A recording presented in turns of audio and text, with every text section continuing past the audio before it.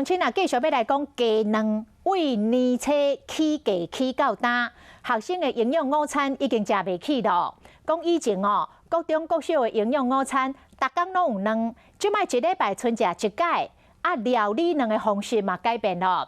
原本一个人食一粒卵，即摆拢是甲卵烤线，食炒卵，也则是炖卵。 干卵倒要去油鼎内底加大粒葱炒炒咧，这样葱头炒卵是学校中昼顿抢在看到料理。每周一都有一蛋。不过拍开学校一礼拜菜单，卵料理为本来一礼拜出现2摆以上，变做一礼拜1摆，或者是出现伫咧汤内底，学生啊拢感受到。像是番茄炒蛋或者什么蛋。那最近在用一寡脆卵啊、蒜卵啊嘞。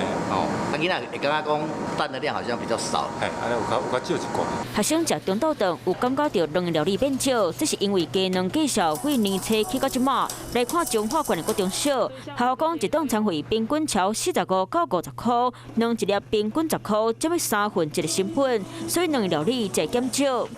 一个礼拜大概还有1到2次的一个供应。厂商他们因应菜价，大部分都是用炒蛋、蒸蛋。其他的食材一起混入的话呢，虽然涨价，但是对我们孩子吃的部分呢，并没有太大的影响。卵计数变贵，中华各中小就来改煮别项卵料理，卖用收成卵。啊，在台中市区各小中昼顿菜单，卵料理嘛是变少。还没有涨价之前的话，蛋的话，我们大概1个礼拜可以吃到2次，甚至如果连汤品的话，有可能到3次。会从其他方面下去做菜单的调整，这样。做便当的营养师讲，台中市区各小中昼顿一顿超伫咧45块，为学校嘛规定，逐工一定要有卵料理，所以为本来食一粒卵，变做是食炒卵、烘卵、涮卵料理。学生啊，伫咧卵变贵时阵，无起餐费，嘛会当伫咧成本内食到卵的营养。